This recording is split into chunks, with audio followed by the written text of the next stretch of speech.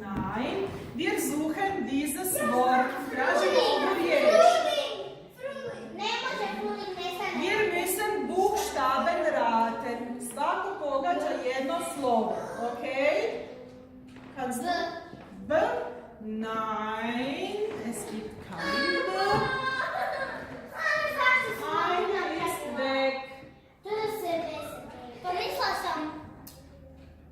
Ja? U. Nein, noch eine ist weg.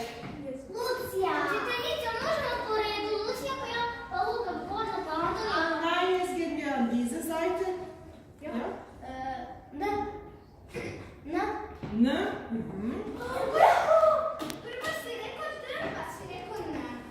Hier, nein, hier kommt dieser Buchstabe. Du kannst.